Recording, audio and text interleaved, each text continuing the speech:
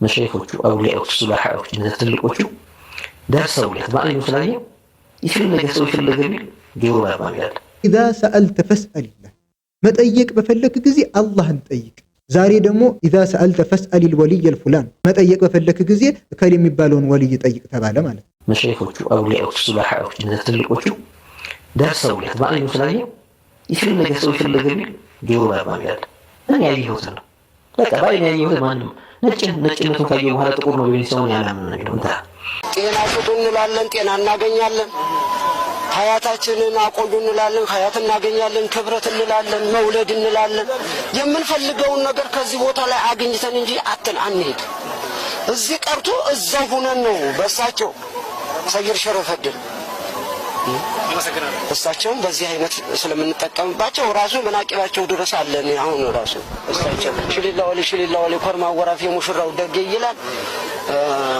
ብዙ ነው ተዋታሽ ነው። እንደሰማችሁት ነው እንግዲህ የአላህ መብት የአላህ ሐቅ የሆኑ ጉዳዮች በሙሉ ለማን ተሰጥቷል? ለፍጡር ተሰጥቷል። እነሱ ታላቅ ሰው ነው ብለው ለሚያምኑት አካል ሰጥተውታል። እንደዚህ አይነት ጉዳዮችን ልጅ መስጠት፣ ሀብት መስጠት፣ ጤና መስጠት ምንም እናጣው ነገር የለንም እነሱን ጠይቀን እያሉ ነው።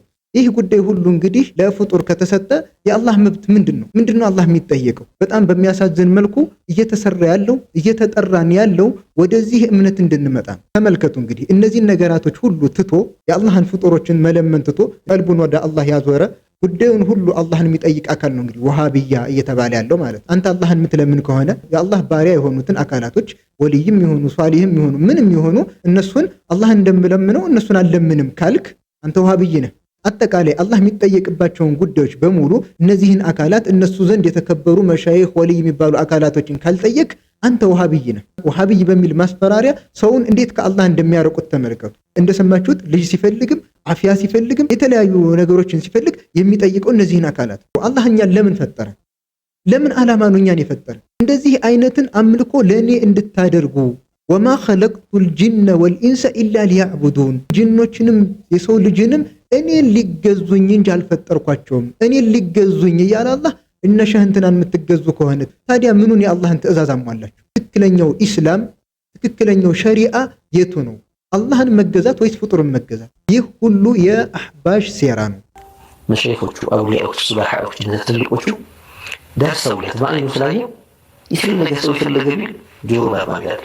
እኔ ያየሁት ነው በቃ ባይኔ ያየሁት ማንም ነጭነቱን ካየሁ በኋላ ጥቁር ነው ቢል ሰውን ያላምን ነው የሚለው።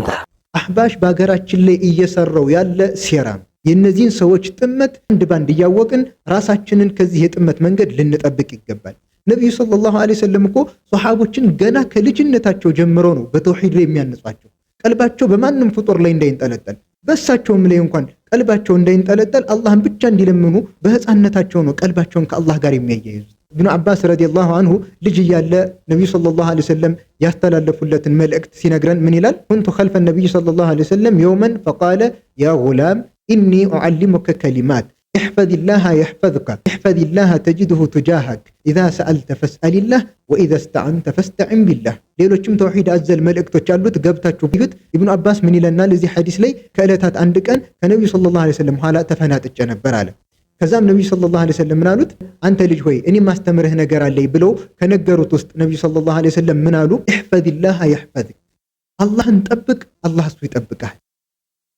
ያዘዝህን ትእዛዝ በመታዘዝ የከለከለህን በመከልከል ማለት ነው። እሕፈዚላህ ተጅድሁ ቱጃሃክ፣ አሁንም አላህን ጠብቅ ያዘዝህን በመታዘዝ የከለከለህን በመከልከል ሁሌም አላህ ፊት ለፊት ሆኖ ታገኘዋለህ። ኢዛ ሰአልተ ፈስአሊላህ፣ መጠየቅ በፈለክ ጊዜ ማንን ጠይቃሉ? ሸሸረፈዲንን አይደለም፣ ሸህንትናን አይደለም፣ ወልይንትናን አይደለም። ኢዛ ሰአልተ ፈስአሊላህ፣ መጠየቅ በፈለክ ጊዜ አላህን ጠይቅ። የሚጠየቀው እሱ ነው። ሁሉም ከሱ ከጃይ ነው።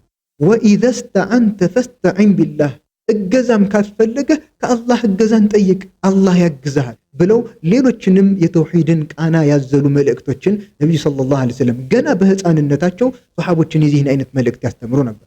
ዛሬ ደግሞ ኢዛ ሰአልተ ፈስአሊል ወልየል ፉላን፣ መጠየቅ በፈለክ ጊዜ እከል የሚባለውን ወልይ ጠይቅ ተባለ ማለት ቀጥታ ከነቢዩ ሰለላሁ ዐለይሂ ወሰለም አስተምሮት ጋር የሚጋጭ አካሄድ። ነቢዩ ሰለላሁ ዐለይሂ ወሰለም ቀልባችን በአላህ ላይ እንዲንጠለጠል ብቻ ይጨነቃሉ፣ ይለፋሉ፣ ይጣራሉ። እነዚህ አካላት ደግሞ ቀልባችን ከአላህ ርቆ ሸህንትና ወልይንትና በሚል በፍጡራን ቀልባችን እንዲንጠለጠል ይሰራሉ። አላህ ከጥመት ተጣሪዎች ሁሉ ይጠብቀን። ወሰላሙ አለይኩም ወራህመቱላሂ ወበረካቱ።